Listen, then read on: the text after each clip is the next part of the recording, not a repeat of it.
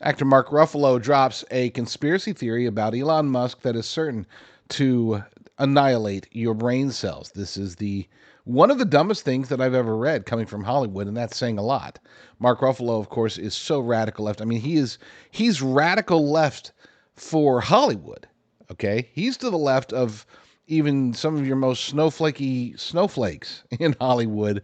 This guy is absolutely unhinged. He's completely jumped the shark, and I think that the election of President Trump, followed by the last 2 weeks that Trump has been in office since the inauguration, I think they have finally completely broken him, because this is weird. I had to double check to make sure this wasn't some parody account or something, because even for Mark Ruffalo, this sounded bad. According to his post on X, Elon Musk wants his empire on Mars. The reason he wants to shut down USAID is that he wants taxpayer money to fund and build his empire there. Brilliant. I know that sounds insane, and it is. At least he acknowledges it. The one thing Elon pressed upon me when I first met him was that he was going to go to Mars and set up a civilization there. He stopped being a humanitarian and a good guy when he realized there was no way to get there without cleaning out government coffers, and there was no way to do that without stopping humanitarian aid here in the USA and abroad. Keep your eyes on the ball. When Elon slashes costs, it's for his own pocket and no one else's. It's stealing is what it is. He sees those trillions as his, not ours. He thinks he is saving humanity by going to Mars. He is clearly ending humanity and humanitarian aid to get there. We are Elon Musk's stepping stone. Be aware, he is already rich off government contracts. Now he is gaming the system. Trump has become his lapdog. Watch all the things Trump gives Elon now. Elon has seized him. Now, clearly, he has no idea what USAID actually is. He even spelled it in his post, US, capital U, capital S, capital A, and then the lowercase ID, as if it has anything to do with aid. For those, just in case you don't know, USAID has absolutely positively nothing to do with aid. It's not a humanitarian organization. It is a deep state CIA front group. I mean, that's what it is. You know what? I actually have, let me see if I can find it. I actually have a video. Yeah, we're going to play it. I'm going to play this video to reveal to you what USAID is actually all about, because clearly Mark Ruffalo doesn't know. And to be fair, I was listening to Fox News, a clip from Fox News this morning, and clearly even what is it, Steve Doocy? Is that his name? I don't watch Fox News. I just saw the clip, but even Steve Doocy was talking about aid. Oh, they're building hospitals and bridges and whatever. That's not what USAID does. Here's what USAID does.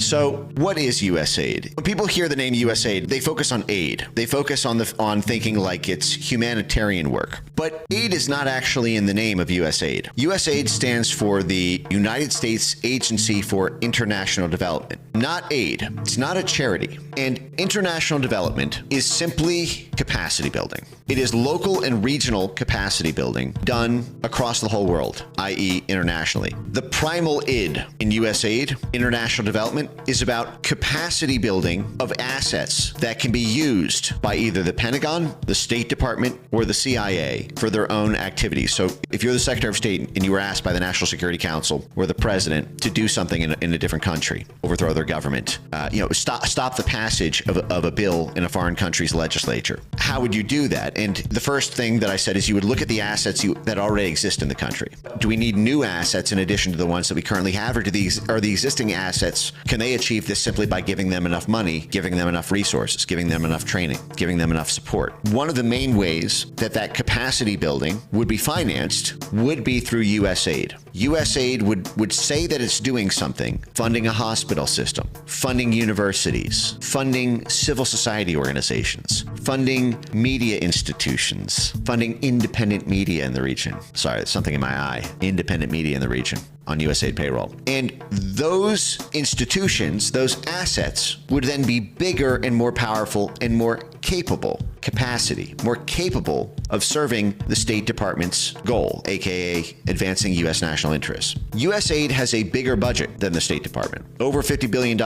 It is a bigger budget than the CIA. The entire intelligence community only has about 72 billion. So that's the CIA plus the 16 others. And USAID has a bigger budget than the CIA and is almost the size of the entire intelligence community combined. That is how important USAID is to American statecraft. It is an intelligence community, a State Department, and a Pentagon assistance organization rolled into one. I just copied this from the USAID website. USAID carries out U.S. foreign policy, advances U.S. national interests by promoting broad-scale human progress. At the same time, it expands stable, free societies, creates markets and trade partners for the United States, and fosters goodwill abroad. The operative phrases here are carries out U.S. foreign policy. This is not charity work. This is not aid. This is cynical, self-serving purposes. And what is it seeking to do? Free societies, open societies. Why does USAID want other countries to be open societies? Because that's how you get the influence in. If a country is a closed society, they're closed off from USAID influence. We cannot capacity build our assets there. Closed societies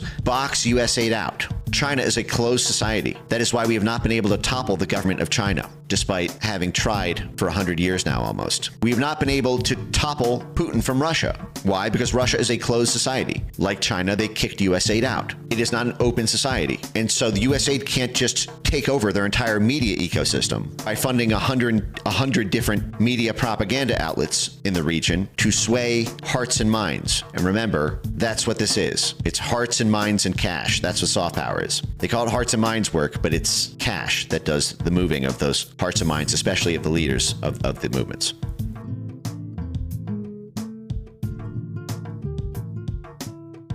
Well, there you go. That's a very good, I wouldn't, no, we'll go ahead and say it's excellent. I would say that's an excellent explanation for 3 minutes or so. Here's a flashback clip. This is from Tucker Carlson's show, and he had on RFK Jr., and this gives you, I would say, maybe not necessarily better, but a slightly different angle from somebody who knows it in a slightly different way.